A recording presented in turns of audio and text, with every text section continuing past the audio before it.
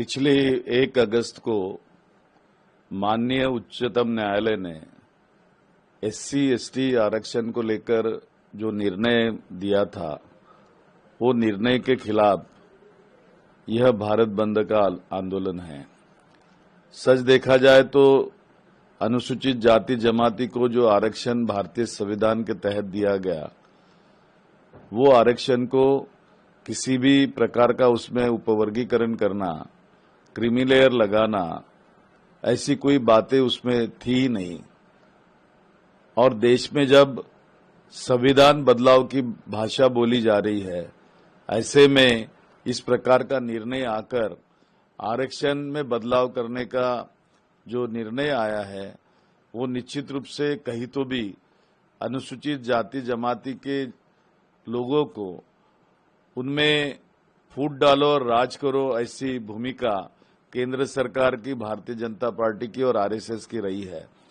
RSS का यह छुपा एजेंडा था और उस छुपे एजेंडे को अमल में लाने का जिम्मेदारी यह सरकार निभा रही है। इसलिए यह भारत बंद है। भारत बंद इसलिए भी है कि पंतप्रधान मोदी जी अपने आप को बताते हैं ओबीसी है करके। मुझे तो लग रहा कि वे ओबीसी है ही नहीं, वे छूट-मूट के ओबीसी है। अगर वे सच में ओबीसी होते तो इस प्रकार की हरकत इस देश में होती नहीं थी। लेकिन भारत की जनता अभी बखूबी इनके दिल में क्या है वो जान गई है।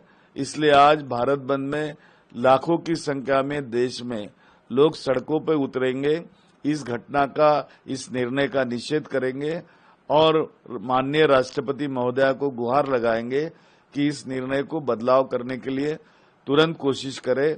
हमारी मांग इसमें यह है कि सुप्रीम कोर्ट का जो निर्णय है उसको तुरंत एक अध्यादेश निकालकर रोक दिया जाए, या तो संसद में विशेष संसद बुलाकर उस पर चर्चा हो और उसको रोक दिया जाए।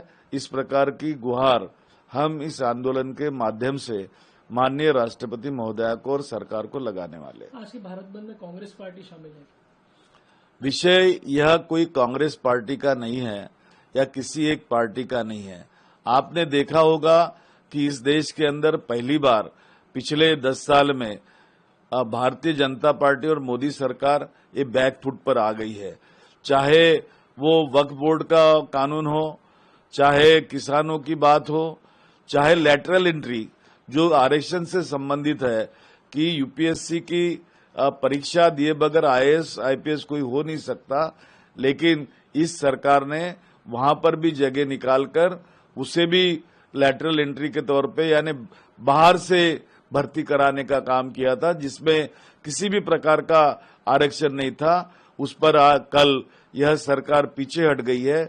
मुझे समझ में आ रहा है कि विरोधी पक्ष ताकतवर है, राहुल गांधी जी उस पे बोल रहे हैं, कांग्रेस के नेता मल्लिकार्जुन खड़गे जी वो भी बोल रहे हैं और एक दबाव देश में इस बात पर सरकार के ऊपर आया है। इस उच्चतम न्यायालय के निर्णय पे भी निश्चित रूप से अहम भूमिका ली जाए।